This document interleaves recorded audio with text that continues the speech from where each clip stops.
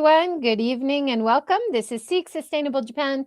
I'm JJ Walsh, your host in Hiroshima, Japan, joined by the amazing Stuart Galbraith. Thank you so much for joining, Stuart. Thank you for having me. Always a pleasure. Now, once again, we are talking about the amazing Minka Summit, which is coming up. We have 1 month to go. How's it going? Everything going as it should? Yeah. 1 month from today, or 4.5 weeks. Not that I'm counting. So yeah, no, it's everything is going great. It's been kind of amazing because it's been an embarrassment of riches insofar as we're still getting people who want to do speaker presentations, but I finally sort of had to cut it off because we're chock full of amazing talent, but it's been a bit of a challenge trying to get everybody a good time slot and a good day and a good place to speak and everything. But everything's going really great. We did a big our tech guy this year is a guy named Alessandro, and we did an equipment check, and we're going to order a few new pieces of equipment to ensure everything goes smoothly with the projection and the microphones and all that. So it's moving along quite nicely so far. That's awesome. I'm sure you have a million plates spinning in the air right now. Yes, I Um, do. but let's give people an idea what they can expect Hmm. Friday, Saturday, Sunday. Let's start with Friday morning. Is Hmm. that the Minka, the traditional Japanese Kyoto style matcha along the river tour? Well, our keynote speaker this year is Jeff Berglund, who I'm sure you've all seen on NHK and on the radio, and he's lived in Japan since I think 1969. And for the last number of years, he has lived in a machiya on the Kamo River. And he's going to be our keynote speaker. And he's also going to open up his home for a tour. And it's going to be amazing because I went and visited with Jeff last fall, and he gave me a tour, and he knows every inch of his house and can tell you the whole history and purpose of every little piece of wood and stuff. So it's going to be really fascinating. I And love that. I love that. And yeah, he has such a depth of knowledge. And like you said on the website, he might be the only foreign owner of mhm. one of these very special riverside terraced houses. Is that right?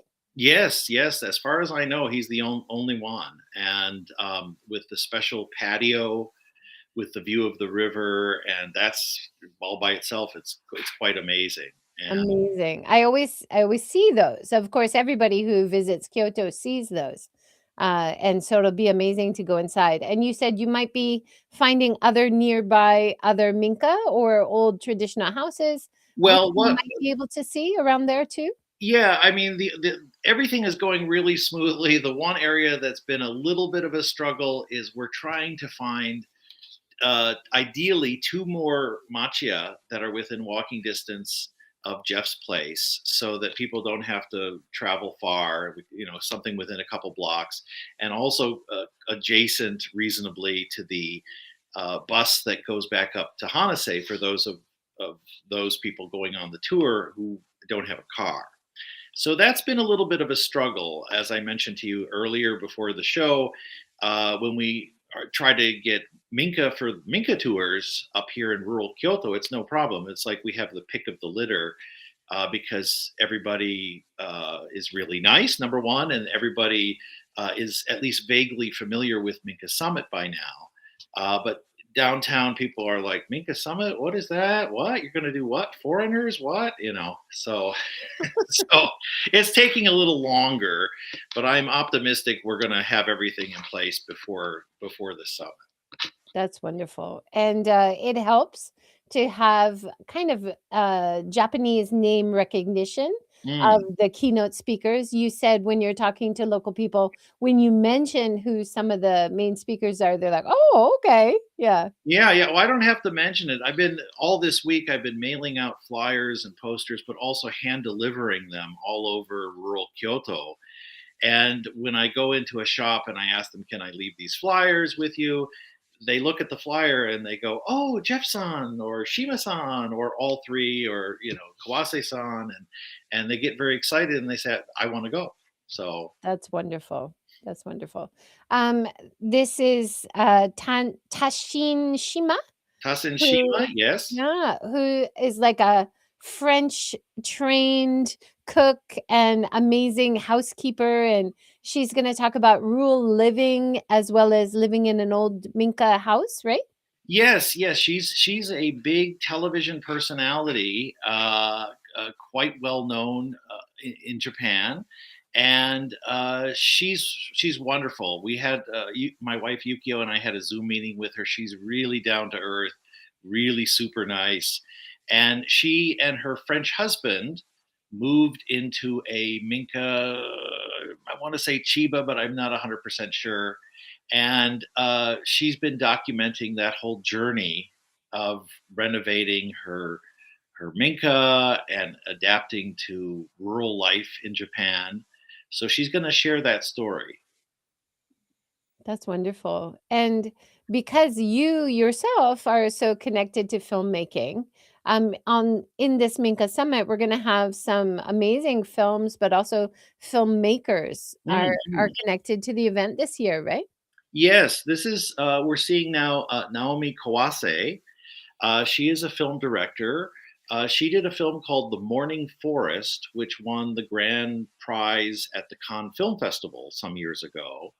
But the reason that we've asked her to the Minka Summit is that not just The Morning Forest, which is an excellent film you should seek out if you have a chance, but almost all of her short films and feature films and documentaries have focused on her growing up in rural Nara.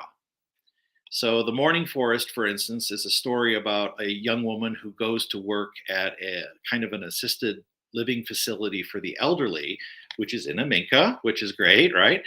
And it's in rural Nara, and she becomes friendly with this old man with Alzheimer's. And so it explores Japan's aging society and rural Japan and all these things. So she's gonna talk about those issues at the summit. So we're very excited to have Wonderful. her. And we've just had some back and forth emails. She's going to show three short films that are related to these issues as part of her presentation. That's so important. I was just at a Sustainable Kobe press tour, and they were talking about having counseling sessions for elderly people living alone. That this is a growing issue, of course, Mm, all over Japan. So it's really important to have also the arts filmmakers mm, highlighting these social issues, and so we can mm. think about it and plan for it, right? Indeed, yeah. And then you have a thatch making expert Ah, from yes, Nishio-san. Yes, well, he's been a very popular guest. I think he's come to maybe every summit, or at least the last couple. And of course, he's really the thatching master. So we're really excited to have him back. And it's I think he's going to do a really excellent presentation. and he opened a futon and breakfast, which is like a bed and breakfast, Japanese style. I love that. That's in Miyama, right? In Myanmar, Yeah, yeah, yeah. that sounds fun to visit someday. And then you have the amazing Emily Kaneko Reynolds, who I've had on the show, but also she is a wonderful instructor of natural plastering. And you have a special project this year at Minka Summit, right? Yeah, she's going to do something a little bit different instead of the usual speaker presentation. She's going to apparently be based at the in the Minka Mall with the twins, I think, and she's going to be doing kind of an ongoing workshop there. And in fact, I think one difference for those who have attended past summits, Minka Mall this year, I think, is going to really be packed with all these workshops everywhere. So there's going to be a lot going on, and she's going to be doing that based there, and then her husband, Ryosei, is going to be doing a lecture about traditional carpentry and how to find a traditional carpenter that's right for your Minka. Which is harder than you would expect. I think, because we're trying to take on traditional houses, we expect that, of course, this is Japan. We're gonna be able to find tatami makers or shoji paper door makers, but actually, it's a bit harder than you would think, and it's getting harder every year because a lot less people have traditional houses, right? Yeah, So, yeah. I'm looking forward to his advice. Well, and also I think it's all there's also this extra layer of challenge because uh, for non-Japanese restoring a minka, sometimes we want to do things that are not the usual way it's done, and there's like this a little bit of resistance you get, particularly from big brand name carpentry companies. There, whether you want to do something really traditional or whether you want to do something that's different, there's a certain amount of resistance to that sometimes. So Absolutely. I know even with our house, I've been really excited about finding yakisugi if we have to replace one side of the wall. And so many local builder companies are like, oh, no, we don't do that. We only import wood. And it drives me crazy. We right. have so much good stuff here. Come on, guys, you know? With my renovation company, I think my favorite sort of line from that is I had all these Minka books that I had put little bookmarks in. I want this space to look kind of like this and this to look like this. And I went through this whole spiel, and then the lead carpenter said, if it's in a coffee table book, it's probably too expensive. So Oh, uh, Emily is also doing a workshop at an actual Minka doing some plastering, and that'll be part of the event too, right? this is very exciting for us because every year I have tried to uh, do something where it's fine to do a workshop in the Minko Mall or something like that, but I've always wanted to do something at an actual house where people can see where everything fits and is put together.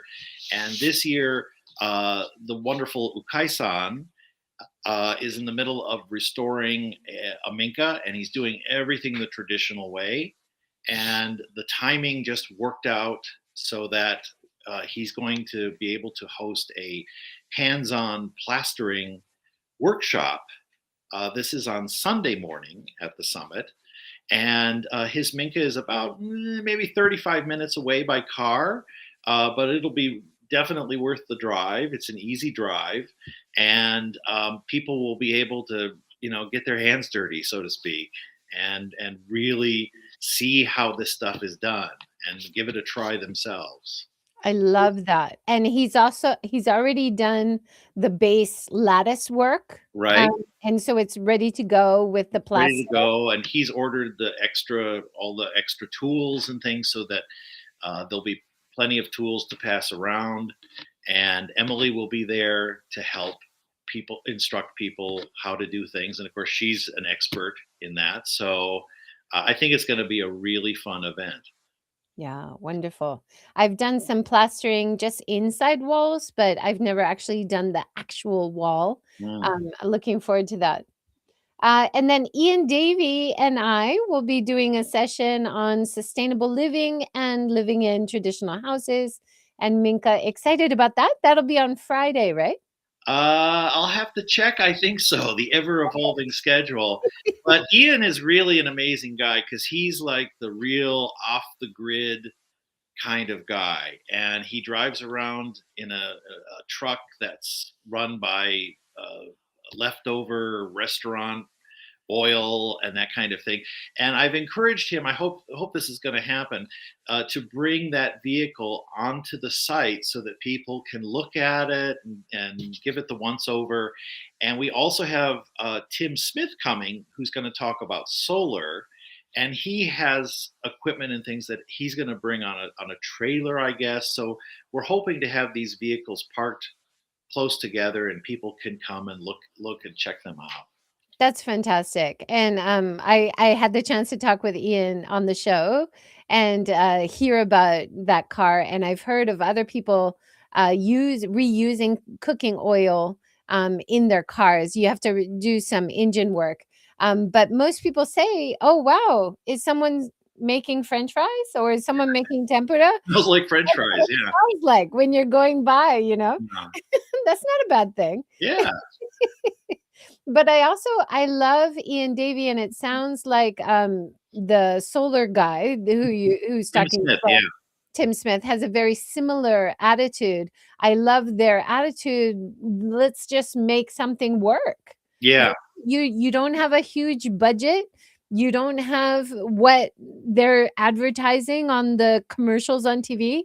Well, what is your budget? Let's think about what we have, what we can make it work. I love Exactly. I mean, I've wanted to go solar for a long time, but everything I hear is like, oh, you got to spend, 3 or 4 million yen, and then it's going to take 20 years for you to make that money back, and all this.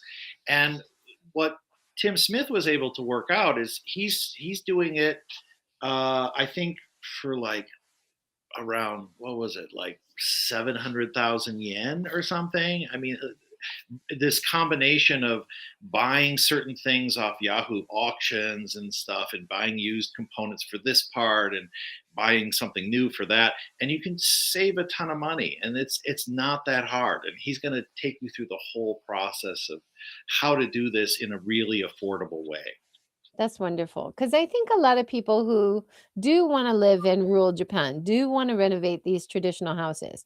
We're not talking about people with huge budgets, right? Mm, Usually, right? You're trying to live quite simply, and you can.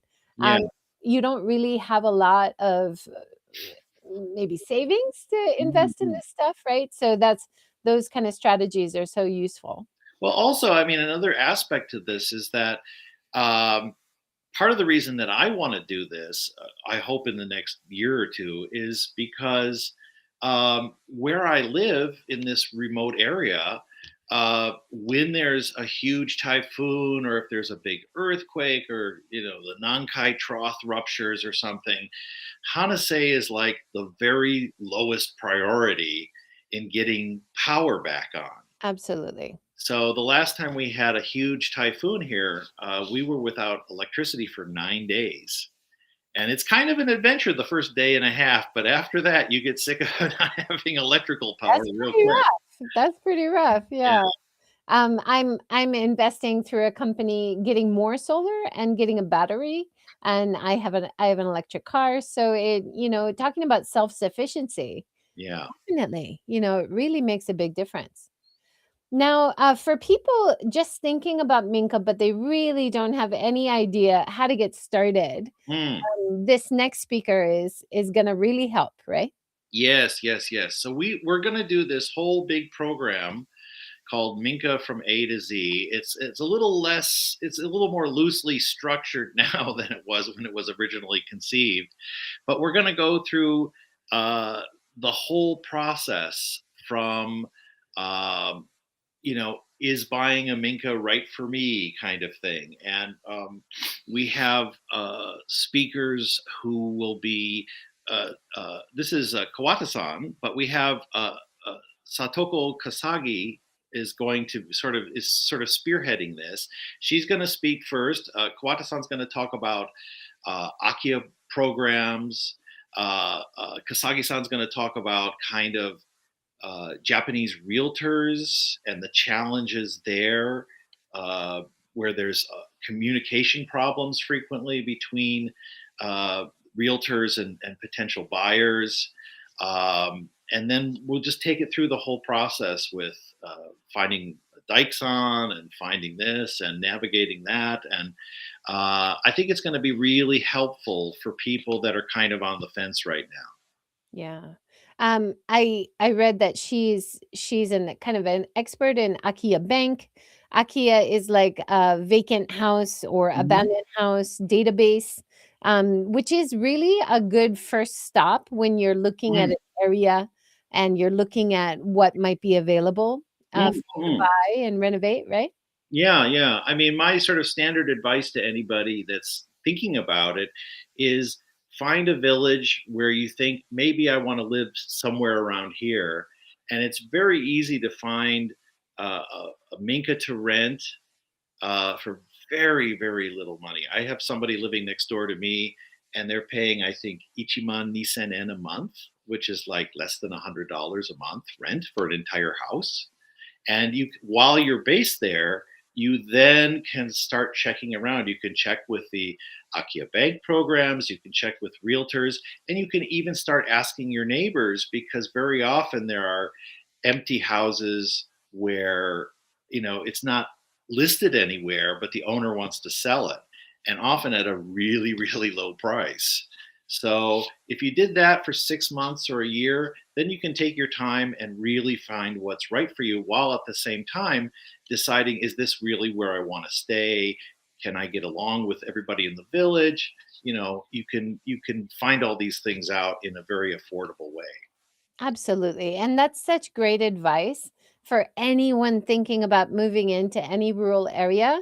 Go Mm. and give it a try, spend lots of time there, meet the locals, make sure it's the place that you feel kind of kindred spirits, that this might be a welcoming place for you, because not all places are, unfortunately, right? Yeah, more than once here in Hanase, there have been stories where, the husband is like really gung ho and loves it and everything, but the wife, she sees a snake in the bathroom and is like, "Get me the hell out of here." So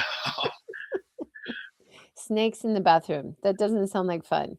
But yeah, part of rural life. part of rural life. Yeah. Now, this is also connected to film, is it? No, no, no. This is Mingi-san. We're really excited about this because we have the Kyoto Chuo Kominka Association participating this year for the first time, and they're really participating in a big way, and we're very excited about it. They're actually going to have, I think, three tables because they're doing so many different things. They're going to have chopstick making. They're going to have a traditional joinery presentation there. They're going to have a photo exhibition and a consultation table to take you through all this stuff we just talked about, through the whole process of looking for a minka, finding the right place, and the renovation and everything else. So Minky-san's going to be doing uh, his own lecture. He has had a very interesting life. He studied in Germany, and he's going to talk about his architectural journey that led him to eventually Kameoka, which is right next to Kyoto, and his love of Minka architecture. But he's sort of one third of this group, which also includes Masae Hata and Tetsuya Hata, who are not related. I found out later. They have Wow. the same family name, but they're not related at all, apparently. But they're going to do that, and they've been really, really supportive of the Minka Summit, and we're so happy to have them. So they're gonna it's going to be a really fun, active part of the Minka Mall, I think. Wonderful. And the Minka Mall, for people who aren't familiar, is a big open space where you have authors with their books, or artists with their work, or people with stoves, right? Right, And right. so, It's basically, normally it's a large covered indoor outdoor tennis court. So we're hoping we're about two-thirds of the way there. We're hoping to get about 30 booths participating in that space. And we have so many things. We have Heart Country Stove coming from Miyama. They're a great stove company. My Maki Stove is from there. They did the installation. They do the sweeping every 2 years, and when they're done, my stove looks like it's brand new. They specialize. The best part is they specialize in installing wood stoves in old traditional houses. So they really know what they're doing, and it's a very, it's potentially really dangerous if you get somebody in there who doesn't know what they're doing. But these guys, they know their job really well, and so they're going to be there. We have a wonderful guy named Yukihiro Tsugawa, whose company Mado no Koya is he specializes in traditional saws, and he's going to do a workshop at the Minka Mall at his booth. And he came and visited us about a month or two ago, and he brought all these sample saws, and it was fascinating because saws apparently are like ramen shops in Japan. You know how ramen shops, you have one neighborhood specialized in one kind of ramen, and then like 5 blocks over they do something completely different. Apparently that's true with saws. So saws from Nagano are completely different from saws from Iwate. And there's also every saw is for a particular kind of purpose. It has its own history and everything. And he knows that stuff backwards and forwards. And I'm sure people that are doing traditional but DIY work are going to want to spend a lot of time with him because he's really interesting to talk with. And traditional Japanese tools are so cool to Yeah. see. Oh, it's amazing. And I've seen people even collect the big saws and use them as decoration on the walls. But it's very cool to actually see them at work too. yeah, and also, he can sharpen saws, and all. So if you have some old saws that you're not sure what to do with, bring them to the summit, and he'll make them shine like new. Because so many of us, when we buy a Minka, and especially if it has a kura, we go into the kura and there's all these traditional tools, and some of the stuff it's like, what is this for? Why? So I think that'll be really really fun. And I'm very excited. We're going to have Oimatsu coming, and Oimatsu is, um, if not the most famous confectionery shop in Kyoto, it's certainly in the top three. And they do some really amazing sweets. They're based in a uh, probably Meiji era building on one of Kyoto's oldest geisha streets. And they do these amazing sweets. And it's all traditional stuff made the same way it was more, yeah, like that, exactly. Made the same way as it since the Meiji era. I think this shop was opened in the early 20th century. And so if you're looking for a souvenir to take back to your friends and family, you can undoubtedly find something there. And also in the Minka Mall, we have, I don't have the Japanese name handy. The translation is Mountain Furniture Workshop, but they're based in Keihoku. Yes, there's their picture of their shop. They do really high quality furniture using local wood. They have it outside their workshop and they age it for multiple years before they start sawing it and everything. And they do a fantastic job. They're going to be there. We have Is the kintsugi repair? yes. Is that there? No, that's not them. That's a different person, but they're going to be doing that, which is really fascinating. That's also in Minka Mall, though, right? That's also in the Minka Mall. So that's really fascinating. As you can see, you have ceramics that maybe got broken, and then you repair them. I'm not knowledgeable about this stuff, but apparently you repair it with like gold, and There's different ways, but they're also gonna be selling the sets they're going to be as selling well this. as demonstrating how to do it. Exactly. Kintsugi is kind of booming. There's more and more places and a lot of visitors, international visitors, Mm. seem very interested in kintsugi. So yeah, getting some attention abroad, I guess. Mm-hmm, mm-hmm. And we're going to have Ryugo Hoshino is coming back with his rocket stove. We were talking about needing some kind of power or heat during a disaster. He's going to be doing a workshop on disaster resistant rocket stoves. How is a rocket stove different from a normal fire stove? Boy, you've got me. I think it has something to do with the way the updraft is in the stove, that maybe it's like More powerful? more powerful or something. I'm not sure. Interesting. That is a very Yeah, good question. I'll have to find out. Yeah, yeah, yeah.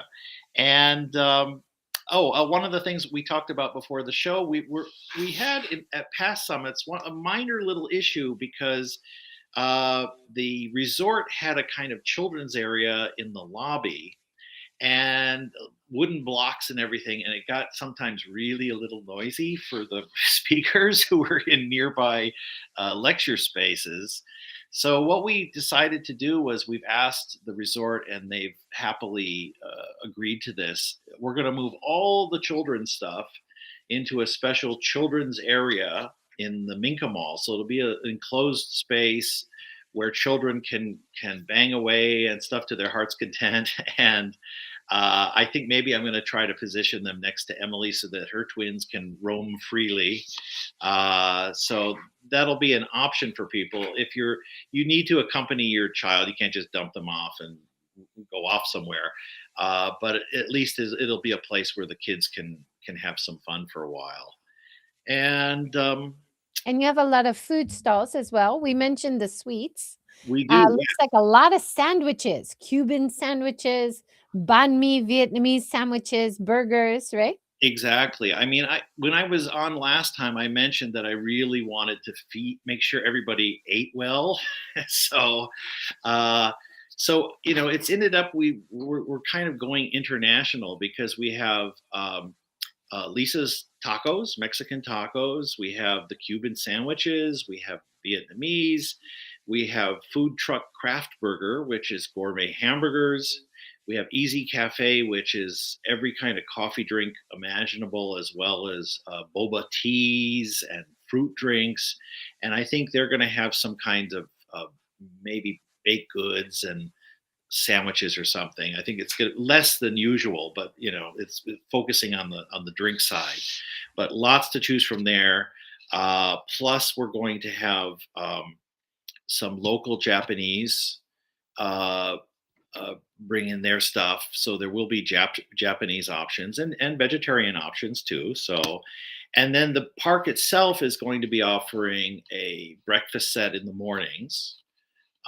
So that's also available. And then, of course, at the Friday night meet and greet, we're planning on having pizza, and then Saturday is the catered dinner for the Saturday night dinner and keynote speech. So there's come up with an empty stomach, I think. 'Cause you're going to Right. really Well, that's good because people have to journey quite a bit, the 90-minute drive, is it, yeah. from Kyoto City? So it takes a little while to get there. And it's so nice to know that there'll be enough food to try and enjoy while you're there. Yeah, especially because there is nothing around there otherwise. We don't have You cannot go across the street to the 7-Eleven and get onigiri or anything. So in fact, if you're coming and you're one of the guests staying at the Minka Annex, for example, I would advise you to stop by the convenience store in the city and bring some food with you, just so you have something as a backup. So. No convenience store yet in Hanase. No, no. The nearest one is 30 minutes. There's a Family Mart that's 30 minutes away by car. So if I crave that family chicken, Oh, yeah? so we'll see. And of course, we are going to have Honey Ant serving the vegetarian option again for the Saturday dinner. So Wonderful. Yeah, looking forward to that. Now, this year also, I was reading on your updates on the website about this gallery space and book space and featuring artists and different art. You mentioned a Korean artist. yes, originally the plan was we've always wanted to do some kind of Minka related gallery. And earlier in the summit planning, we announced that we were going to have a kind of contest where anybody could submit in any media, charcoal or installation art or photography or whatever, anything related to Minka, and we'd have a contest. Well, we've had almost zero submissions. We've had a couple of very vague inquiries, but I don't think that's going to really happen. But the good news is the space is going to be amazing because we're going to have these uh, two parts of it. We're going to have the Minka miniatures in one half of it, and there's the gentleman who made these things. This is a kind of an amazing story because when I was planning the first Minka Summit in 2022, I had a MOOC, the cross between a magazine and a book about Minka, and every issue they would feature this old guy building these Minka miniatures. And I tried to contact him, but the MOOC was like 15, 20 years old. So his contact information was totally out of date, and I never got a response. Uh, Out of the blue this year, I received an email from a gentleman named David Claypatch, who I don't know if it's the same guy. I suspect it was. Uh, Somehow knew this guy, and he was getting very old and retired, and he needed to get rid of these miniature Minka. And these things, he would spend up to 6 months on a single one. And they're all based on actual Minka, and he would take intricate measurements and scale everything down and then build them in miniature using traditional thatch material and all this stuff. And he did 30 of them over the years. And David Claypatch somehow acquired 30 of these miniature Minka, and he contacted me and said, would you be interested in maybe displaying these somewhere? And I said, absolutely. That's a great idea. So this is going to be in the art gallery space, and hopefully over the weekend, someone will say, "Oh, I know that guy," and we'll be able to identify this elderly gentleman and give him appropriate credit. But it's going to be in the lobby art gallery space, and it's going to be wonderful. I think people are going to love it, and that's one part of it. And then the other part, you showed part of the you showed a picture of Pei Sangsoon. I hope I'm pronouncing that correctly. I'm terrible with Korean names. But she is this amazing, acclaimed artist. And her studio gallery space is in a Minka in Western Kyoto. And she is there on an artist in residence program. So she is going to display her art in the gallery space, but also do a presentation about her journey uh, as an artist in residence, live and having the studio space that's a Minka. And I think this is something that is, on one hand, very specialized, but also of something that might resonate with foreigners living in Japan who are also artists, whether they're ceramists or painters or whatever. And so the route that she took might be applicable to other people attending the summit. And so she's going to tell her story. I think that's going to be really interesting. That's wonderful. And I think a lot of communities as well that have empty houses, this is an idea to invite artists to come Exactly. in and live in them for 6 months or a year and give them free rent, but they bring back life to the Yeah, house and they create art in your exactly. community. So it will be wonderful for people also with empty house neighbors to Mm, maybe think about this opportunity, right? exactly. Now, this is a filmmaker, Mm, grew up in the UK and Japan. mhm. Eiji Iwakawa, is it? That's right. Yes, he is. I think I mentioned him earlier. He is a documentary filmmaker. I was got in touch with him through a mutual friend who suggested that he might be good for the summit, and we talked back and forth. And what he has done is he started to do a 4-part television series. He's a documentary filmmaker about an American husband and Japanese wife who fell in love with the Japanese countryside, really heavily into sustainable living. They eventually wanted to buy and restore a Minka. And he's telling this story. And he sent me the first 2 episodes, kind of rough cuts of the first two of 4 shows. And both myself and my mutual friend were in agreement, encouraging him, no, this is something that you don't want to lose it on, Vimeo or YouTube or something. It's too good. You should make this a feature length documentary and even release it theatrically because, there's so many YouTube videos out there now about people living the dream and restoring Minka, and many of these are really great.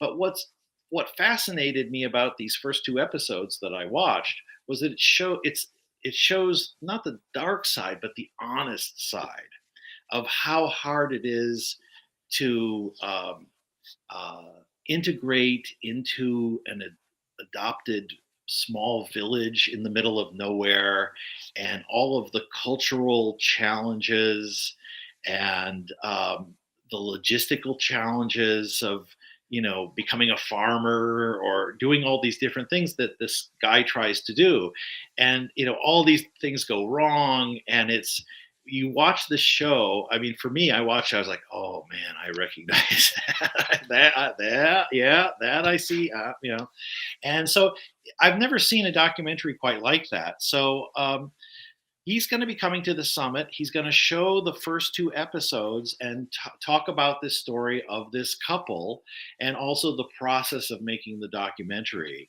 So I think that's going to be really interesting. And I think it's going to also complement the Kansai premiere of the feature documentary that is finished and all new and ready to be released, about the journey of a Japanese farmhouse by director John Junkerman. Yeah, that's gonna be exciting to see, and that'll premiere That'll at the Minka Summit, right? It'll be the Kansai premiere. That'll be Friday late afternoon, right before the meet and greet. And John Eukerman's going to be there, and I think several of the on-screen participants, carpenters, traditional carpenters, are also going to be there, and they're going to tell that story. And that's I've also seen that film. It's really really good, and I think you know documentaries like this are so invaluable nowadays in the political climate that we're living in, where the anti-immigration stuff going on and stuff. And one of the things I love about that film and about the Minka Summit is that it's really an opportunity for Japanese and foreign residents to mingle together and to talk to one another about their shared passion of Minka and traditional architecture and Hinaka living. And then the Japanese are like, oh, these people, they're all right. They're nice people, and they're really passionate, and they're really sincere about wanting to rescue these homes. And so I think it's only a good thing, you know. Absolutely. And the basic story is a traditional Japanese house in Shiga Hmm. in Japan is disassembled, as you can do with Hmm. traditional houses, and then reassembled across the world in Boston. Boston, yeah. What an amazing story. And this is something that I do talk about with visitors quite a lot, about how this is possible with traditional houses. The joinery makes it possible to take them apart, to move them, to rebuild them. And what a beautiful architecture style that Mm. you don't want to lose, right? Mm-mm. I mean, it's hard to disassemble a medieval castle in Austria and bring it to the U.S., but Aminka, you can do it. And the great thing is, once it's in Boston, uh, people can see this amazing traditional architecture and learn more about it and appreciate it. And yeah, so That's fantastic. And yeah, it'll be great to see that film as a premiere as well. One person we haven't talked about yet is Chuck Kaiser. yeah, yeah, yeah. Well, Chuck gave a presentation at the 2022 Minka Summit, and I don't think I've seen a presentation that got a bigger, more passionate response than his, because Chuck, as you know, himself is so passionate about organic farming and about taking these long disused fields all over rural Japan. And as he says, just going back a couple steps and get away from all the chemical fertilizer with the heavy chemicals and all the bad stuff, and just go back to what the Japanese were doing for hundreds and hundreds of years, organically. And it's just I'm so amazed at Chuck because he started out, he wasn't a farmer. He just got into it and fell into it and just became super, not just super passionate, but incredibly skilled and knowledgeable. I mean, I visited his farms and it's just amazing. All these vegetables and things growing like crazy everywhere. So, Yeah, he's and he's also such a good teacher mhm, with the groups that he brings to his farms and everything. So it's absolutely. And amazing. his enthusiasm is contagious. It is. So it'll make you wanna grow something when Yeah. you talk to Chuck, that's for sure. Yeah. He brought me some sunflowers one year, and I loved watching the sunflowers grow. So, Amazing. Yeah, but when we're talking about self-sufficiency in terms of energy, it was another big key point of people interested in Minka, interested in rural living in Japan, is can I grow my own food? mm, So having someone who can teach you the basics or at least give you that sense of enthusiasm to try, mm. Chuck Kaiser's a great speaker for that. Yeah. I mean, both myself and my wife we're terrible with that kind of stuff, and yet, you listen to Chuck for 15 minutes and you think, I can do this. I can do this. Now, visits to Minka, of course, is always a big part of Minka Summit. You have some Minka tours this year. This is a 280-year-old house being renovated. Is that right? Yes, well, I think they're trying to renovate it. It's the name of it is apparently Kabitsubata, very unusual name. It has a really rich history. Apparently, it has on the grounds irises reportedly planted by Prince Korechika, the eldest son of the 55th emperor. So, but beyond that, the Minka itself is quite a really wonderful representative Minka in the sense that the Kamado is still there, or as we in Kyoto call it, the Okudo-san. The Irori is still there. So everything is still in place. I'm not sure exactly what this is kind of a recent addition to the summit. I'm not sure what the story is, whether they're thinking about selling it or they are just offering it for the tour. But it's nice, and it's only a short distance. It's less than 10 minutes away from the event. So Now, as people visit the Minka Summit and drive around the area, they're going to see some beautiful Minka around where the summit is. mhm. This is also such a cute one, not far Mm, from the event. The red roof Minka. yeah, this is like three doors down from me, up the road. I should say that's Minka owned by Seishimoto-san, a really nice Japanese couple. But the interesting thing is, if you drive around Hanase and you see all these beautiful Minka, you should keep in mind that most of them are empty. The vast majority of them are empty. On my street, from if I step out my front door and I look up and down the street, there's about 5 or 6 Minka, and they're all unoccupied at the present time. So, if you really like this area, we'd love to have you come and move here. So, we got a great school and everything else. So, but 30 minutes to Family Mart is the only drawback. So that connects to your idea of the ambassadors, right? Creating ambassadors in different parts of Japan, people who have moved in and who can tell you about the area and stuff. And Oh, of yes, this course, is the My Village program you're the talking My about. Village program. Yeah. Yeah. Well, the idea behind that was, I mean, when my wife and I moved to Hanase, there was we were just completely on our own and we had to sort of figure everything out. And the idea of the My Village program is we have, I think right now, about 6 different people in 6 different parts of Japan who are basically saying, if you want to live somewhere near my village or in my village, I'm willing to meet with you and tell you about the village and try to answer any questions you have, talk about the pluses as well as the minuses of this living in this area and in this community, and also answer really basic questions. Because, I mean, up here, in the city you take everything for granted, but up here you need to ask things like, where is the nearest hospital, where is the nearest ATM, where is the nearest gas station, where's the nearest dentist, and what are the schools like, and what kind of how do I heat my home, how cold does it get in the winter, is there a lot of snow, all these kinds of questions. So that's something that we're trying to do with that program.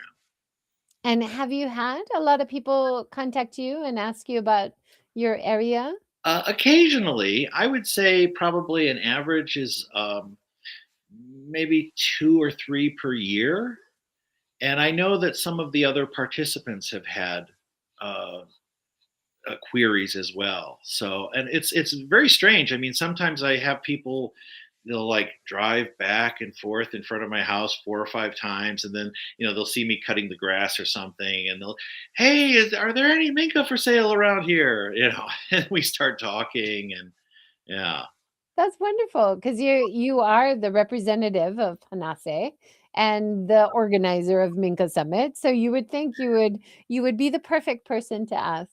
Yeah, I mean, one of the things I keep saying over and over again is, if you had even like 10 families move to Hanase, it would make such a huge difference because it would help make secure, have keeping the school open, keeping the fire station in business, keeping the police koban in business, and and it would get to the point where maybe somebody could open a small little grocery store kind of thing, or a small restaurant, and then it starts to come back.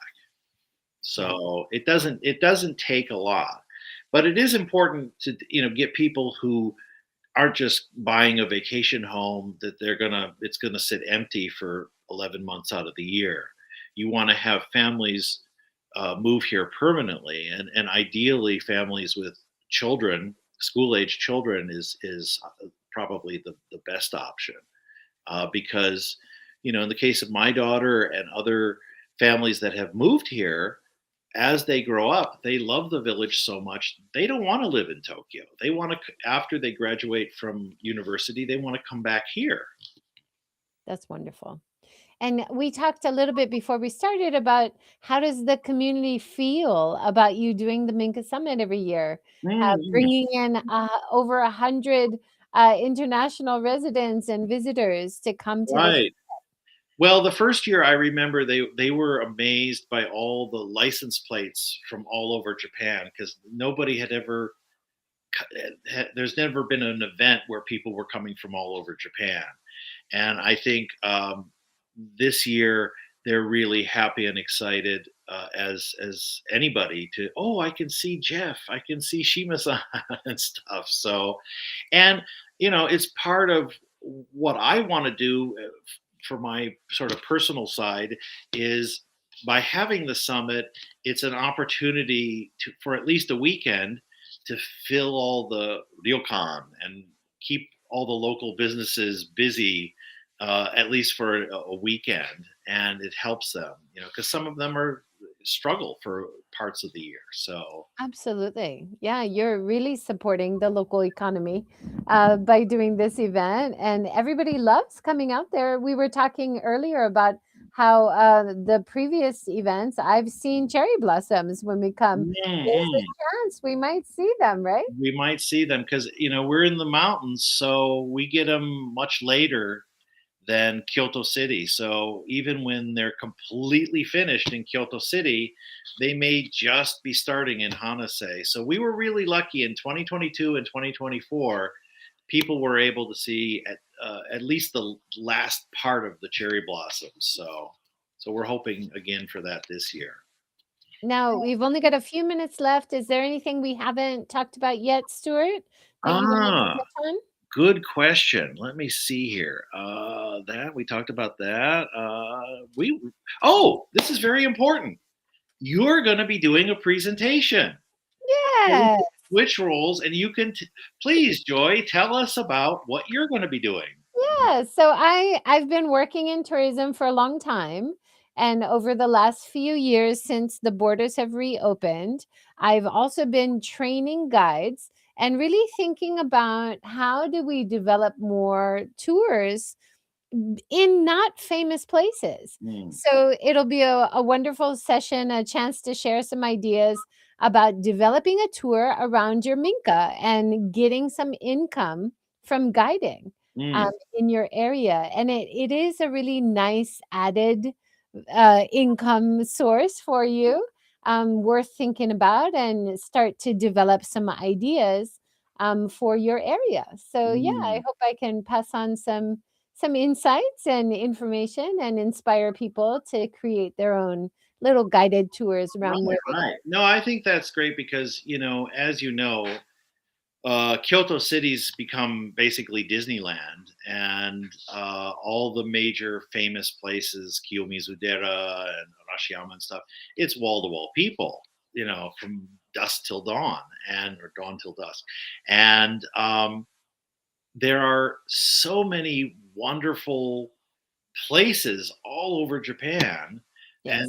and I the trend that I've been seeing over the last 20 years is, people, it's like with France, people don't want to go to the Eiffel Tower anymore. They want to have an immersive experience and really see how Jap everyday Japanese people live and what their lives are like, and not necessarily in Tokyo or Osaka, but small villages and mountain areas and different parts of Japan. So I think the timing on that is great.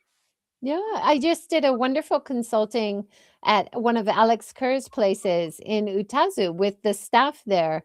And it's a very small town in Kagawa in the middle of nowhere. And usually they don't have people that stay that long. They see other famous things outside Mhm. the area. And I help them develop tours and really encourage them to think about, gosh, there's so many charming things around here. It doesn't have to be what you would consider famous to be very interesting to the international visitors who know nothing about Japanese culture and daily Mm-mm. life. And that's fascinating for them. So, Mm-mm. meeting locals, seeing little, cute things around your area, there's more than enough to Mm-mm. keep people interested. So yeah, it should Mm-mm. be fun. Oh, I just remembered there are three brand new things that have all been added in like the last 24 hours. All right. I can tell you a little bit about. First, we have a gentleman coming named Tsuji-san of Lojas Walls, which is a plastering company, and he's going to give a presentation extolling the virtues of plaster, traditional Japanese plaster. I noticed that he, in his presentation and on his website, they point out that plaster work that was done more than 1,300 years ago still stands. So it's a really good building material. So it's going to be kind of plaster orama between Emily and Ukai-san The and more the merrier. Can't yeah. have too much plaster. So exactly. So that's number one. Number two is I got a query, someone who wants to come to the Minka Mall and do a workshop. She is from a place called Ikeda Poultry, and she wants to do a workshop showing traditional egg holders. I'm not sure what the story is. I don't know if this is something that goes back to the Edo period or what, but it'll be fun, something, a good activity for a lot of people. And finally, we have an organization called Kozai Bunka no Kai, and I'm not sure the full story of that yet. Oh, and I don't want to forget some. I have actually one more. uh, this is like, I don't know the full story of this yet, but they are working on a property kind of in the Arashiyama area, and it's an incredible place. It's a mansion in the English, but not the Japanese sense. Not an apartment, but a mansion. It's in the same area that they have like a museum and tour of the estate of an actor named Denjiro Okochi, and it's in kind of this, I think, that same area. But he's going to be doing something. I'll provide more details as I get them in. And finally, I wanted to mention that Momoko Fuji-san, who every year designs our Weatherby Award, who is a master of wada, traditional thatch artwork. She did a workshop at the 2024 summit. Everybody was on a blue sheet, sitting Indian style and making wara and weaving things.